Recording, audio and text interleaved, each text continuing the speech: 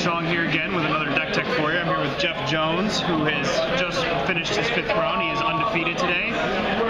So what are you playing, Jeff? I am currently playing Bant mid-range control type.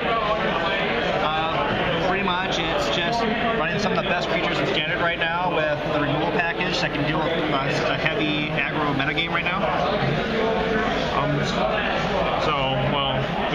No crazy combo deck this time, so we're not going to go a lot into how the deck works because we just pretty much beat face. But right.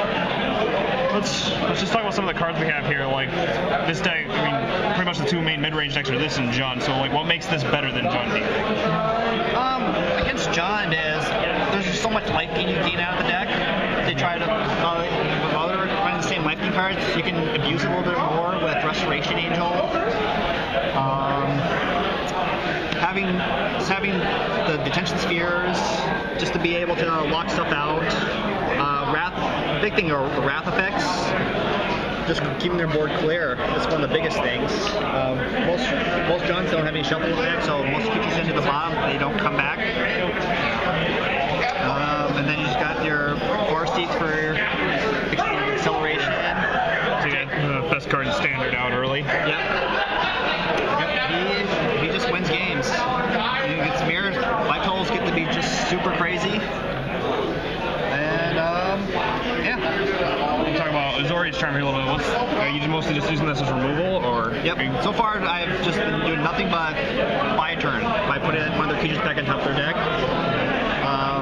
There have been times where the opponent will Farseek, or not Farseek, but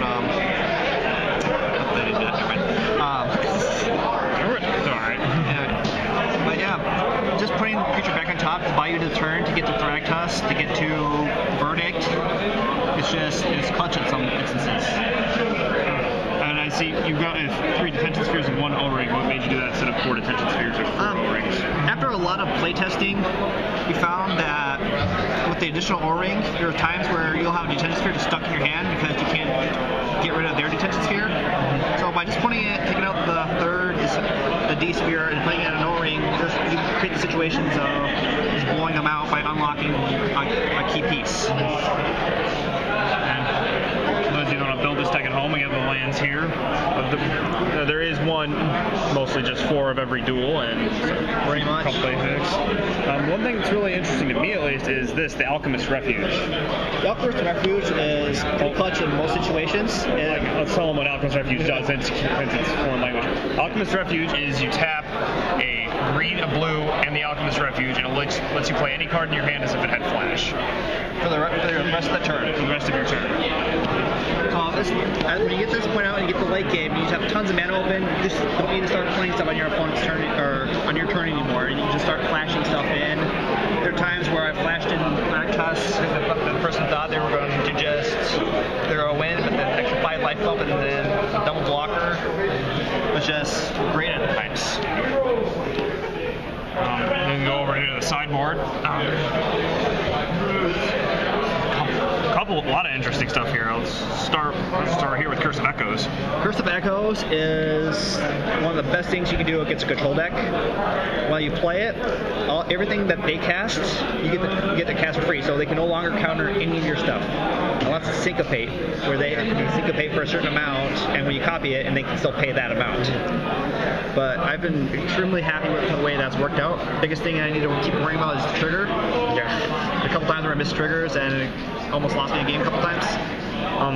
I see you chose to put 3 Nevermores in your sideboard. What are you naming what are you bringing this in against, and what are you naming when you cast it? The biggest thing I usually bring these in against is anything Jund. Because usually they'll bring in Slaughter Games. And I will try to drop this turn 3 and naming Slaughter Games as much as possible so they don't leave in my deck. Yeah. And see you have the second O-ring here. Yep. Just for more removal. Yep. And how about Celestia Charm here? Celestia Charm is great. It can give you a dude when you need one for the block of Geist. It can give a Thragtusk +2/+2 trample when they try to do angel tricks. Mm-hmm. I noticed. I don't think I've ever we were used talking earlier that you were bringing this in a lot against the reanimator decks, just because. Yeah, just for the just exiling, because every creature in their deck is 5 power or greater. Just getting exiled out of the game, it just helps you in the long run. And we have 2 different counter packages here with negates and dissipates. What are you bringing in those against? Mostly I bring them in against the control matchups along with the curse. And I also bring it them in against sometimes against the mirror or just the dissipates, just so those Raktos and their angels don't stick around. And the rest in peace for the reanimator. Yep.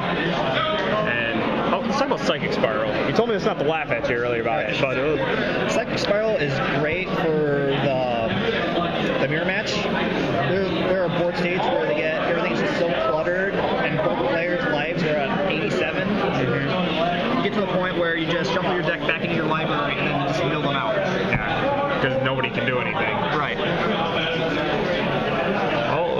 Looks like Deck's retreating well. You're 5-0 at this point. So. Yep. Well, thanks for sharing with us, and good luck the rest of the day.